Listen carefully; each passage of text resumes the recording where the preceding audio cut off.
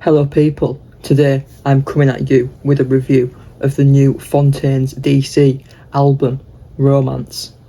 Let's get right into it with the first track, that is Romance. Now, my favourite things in this track, the fuzzy synth in the mids mixed with the bass synth at the start, that sounded like a movie opening. It sounded it sounded huge. Great way to open the album. The shaker and the tambourine that were carrying the rhythm section, that was sort of interplaying with the guitar, that was really interesting and did carry the rhythm through well. The fuzzy synth sort of overpowered everything in the track in the outro, but in a really effective way, and sort of really cemented that opening song, opening album. This is the tone, this is what we're going to be doing sonically. Really set that tone, so I thought that was effective. Really interesting rhythm building on this one. That being said, I'm not sure that it's a track that I'd revisit a lot. Next track, people, is Starburst. I love this song, loved it since it came out, loved it every day since. Just think it's literally one of the songs of the year. The pianos sound like Moby, the drums are absolutely huge. I genuinely believe it's one of the coolest vocal performances in the genre of all time. I just think it's so cool. The mixture between rap, hip-hoppy elements, spoken word, but with good melody, and then the switch into the bridge where it gets a lot more melodic and the whole texture changes. Oh, it's just so good. The vocal inflections on the words start and peace in the first verse, they just make me smile. The electric guitar is so effective in feeding the track with that riff, and the introduction of the siren-esque synth, just so cool. Like I mentioned, the bridge, the strings, the change of vocal texture. When I first heard the track, I wasn't sure how I felt about the chorus, but it's grown on me every time I've listened to it, and now I just really love it. I think it's so simple but so effective, and I didn't like the thing, but now I just think it's just all so cool. Onto the track Here's the Thing now. The lead guitar on this is really cool. Fuzzy, overdriven, but still melodically interesting and tonally rich as well. And the vocal take is different to what we've heard before. Really interesting, really cool. And lyrically, this song, I really like it. I think the drums are effective in carrying it through, which we'll get onto in the next track, isn't consistent throughout the album at times. I like when the guitar solo is the same as the vocal melody, which it is towards the outro. I think that promotes a serious in-crowd sing-along, which are synonymous with Fontaines gigs as well. The next track is Desire. Now, I thought it was a lovely clean electric guitar at the start, and I would have loved to know the rig that they used to sort of get that take. I thought it was really good. However, the track was good for about 1 minute and 10 seconds, then the drums came in, and for me there was just too many cymbals, or they're mixed in a way that they just wash over the track. I was listening on YouTube Music, and it just seemed like the cymbals washed over the track, and they're all I could hear. They were overpowering, and then the big stadium 3-note guitar solo, it was all a bit Coldplay, this one. Even though the lyrics are good and the vocal take is interesting, it just, I don't know, it just reminds me of Coldplay so much, this track. And I think it's sort of the cymbals and the stadium rock vibe that give me that impression. I would say Desire is my least favourite song on the album, but it's followed up by one of the strongest in the modern world.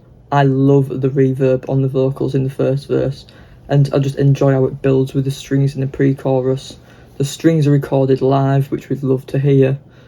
The vocal take is, as it is on the majority of this album, so impressive. The snare sounds huge in the second chorus. That is how you record a snare sound, and that is how you do a live snare drum.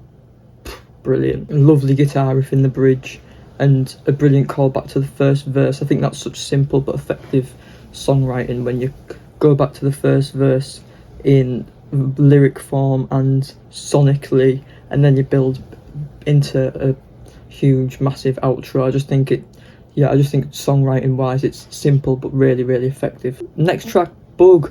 I think Oasis might have some form of claim available, because this sounds so much like Fade Away in the intro. Yeah, I enjoy songs that tell a story this way lyrically, using names, using conversational moments in the lyrics, very sort of descriptive when talking about people and things that have happened. It makes quite a generic indie track a lot more interesting. Motorcycle Boy next. Now, the layered vocal take that's been sort of looped and played with that carries the whole track through, it's interesting, but it's quite attention grabbing and quite overbearing at points, and it does carry on all the way through. I think the track does well sort of build around it, so by the end it's not as overbearing, but everything else that builds around it is sort of drums, guitar, bass, etc, etc. And yeah, that is probably the most interesting part of the track, but also the part that maybe doesn't fit with the aesthetic as much, but that's why it's interesting, if that makes sense. It's a fine song, and there's certainly nothing bad about it lyrically, melody wise. It's a fine song, but there's nothing to phone home about other than that interesting top line texture. Sundowner, a whole new vocal texture and a whole new soundscape, which is really effective at keeping the listener's attention and just making sure that the listener is fully into this album. And there's no skip songs available, basically. Good rhythm section, drums particularly good. I really enjoyed the mix of live and digital, it seemed like. People can correct me if I'm wrong, but I think there's a mix of live and digital going on. Really hard to focus on anything but the vocals, but on second listen I did notice the fuzz electric guitar that led into the last chorus, which I really, really liked. And the nice little bridge with panned acoustic guitars as well. Really, really like that, but the star here was the vocals. Hoarseness is the whatness. I love the violin and the viola to open the track. I can already tell the strings are going to make this song. There's just something about when Grian is singing softly alongside an acoustic guitar and an orchestral section that just makes magic. His vocal inflections, the way he uses his own melody to work alongside the melodies that the orchestra are producing, it's just magic, and he really, really knows what he's doing in those particular settings. And I really like the drums on this, which wasn't a drum kit to what I could hear. It was built up of more percussive elements, some sort of tribal drums, some bongos going on, and then some digital elements as well, with the repeated drum takes that were on sort of a timed delay situation. Just really, really well done. And now on to Death King, where we had classic rock drums, completely different from the last track. Overpowering cymbals, but they worked in this track because they were mixed better, and it was in a more interesting drum take on, for me, a more interesting track. This is a song that'll be great live, and is just a bit of a classic rock that get jumping about indie banger, a good song. And to close the album, we've got Favourite, which is such a great summer single. A classic simple riff. The guitars are understated next to the lead line, but they sound really good. You can hear them well in the bridge. That's when you can hear them properly. You're like, oh yeah, these do sound really good. It's a brilliant single, a brilliant way to close the album as well. And I think I'd have maybe gone with In the Modern World to close the album, but no, Favourite it's a brilliant track.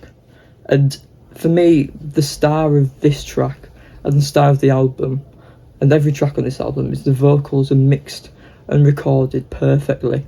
I think Grian's cadence and choice of melody is truly one of Fontaine's biggest strengths, and what makes this album what it is. Don't get me wrong, sonically, this is probably Fontaine's most interesting album, with the use of more synthscapes and different sounding guitars. However, it's still Grian and his vocal melodies that are the star for me. A brilliant album for me. I would say a 7.5 out of 10.